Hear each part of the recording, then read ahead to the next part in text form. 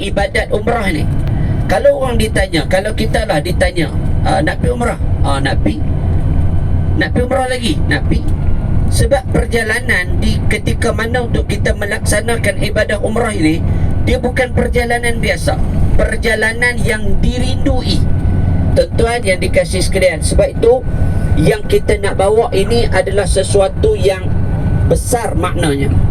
Yang kita nak pergi ini sesuatu yang kita mengambil ibrah dan pengajaran daripadanya.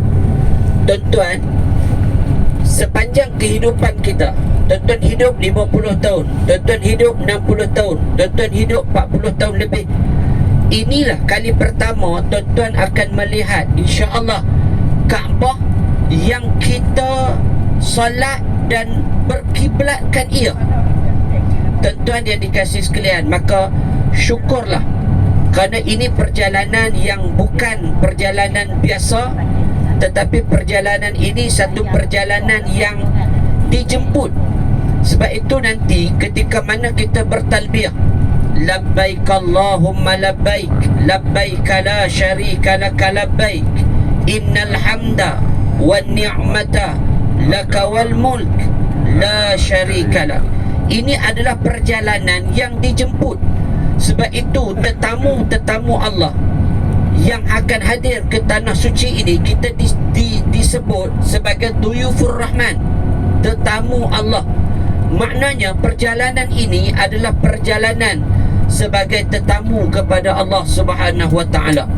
Jadi tuan-tuan yang dikasihi sekalian, bila kita nak pergi ni sebagai tetamu kepada Allah, maka apa yang penting ialah untuk kita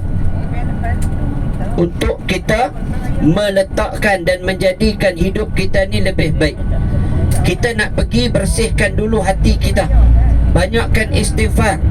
Ujian di sana tetap ada, dan pada ketika ni cuaca tengah berubah antara panas nak pergi ke sejuk waktu ni. Jadi ujian tetap ada. Setiap orang Allah uji, tetapi biarlah Allah menguji kita dengan sesuatu yang kita mampu tanggung. Jadi tuan-tuan, bersihkan hati kita, jadikan kita sebagai umat yang terbaik.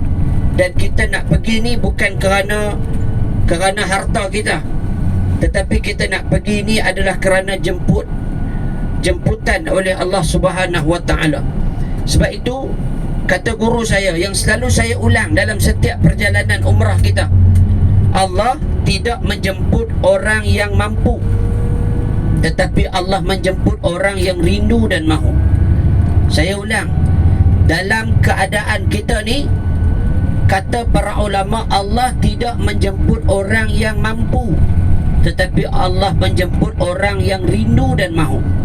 Jadi mudah-mudahan perjalanan kita ini bukan sekadar kita nak mencari keredaan Allah, tetapi juga perjalanan yang kita nak mengejar kebaikan dan keberkatan dalam kehidupan ini. Tuan-tuan yang dikasihi sekalian, kita doakan mudah-mudahan perjalanan kita selamat pergi dan selamat pulang. Dan insya-Allah kita doakan mudah-mudahan Allah berikan kita, kurniakan kita dengan kesihatan yang baik sepanjang kita berada di tanah suci dan sekembalinya kita ke tanah air kita. Dan kita doakan juga mudah-mudahan Allah terima ibadah umrah kita sebagai umrah yang makbulah, umrah yang diterima oleh Allah. Tetapi ingatlah, umrah yang Allah terima ini maknanya bukan hanya makbulah di tanah suci, tetapi bagaimana erti untuk kita balik semula ke tanah air kita dan memberikan ibrah pengajaran yang kita dapat di tanah suci tu. Tuan-tuan, kita dapat apa di tanah suci? Tuan-tuan, jadi nanti kita akan bergerak ke tanah suci, kita akan tengok, tuan-tuan akan melambai-lambai Kaabah.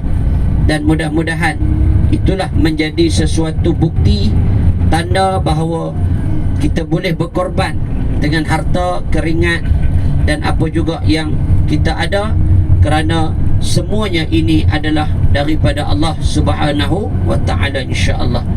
Jadi tuan-tuan yang dikasihi sekalian, sebelum kita masuk ke highway ni, Jadi sebelum tuan-tuan melabuhkan mata tuan-tuan tu, tutup mata dan nak tutup lampu dah. Jadi mai sama-sama kita zikir, boleh? Pagi ni kan, dia boleh diistilahkan sebagai qiyamul lail. Dan bangunnya kita qiyamul lail ni bukan sekadar kita solat, bahkan dengan zikir, baca Quran juga dikira dengan ganjaran pahala qiyamul lail.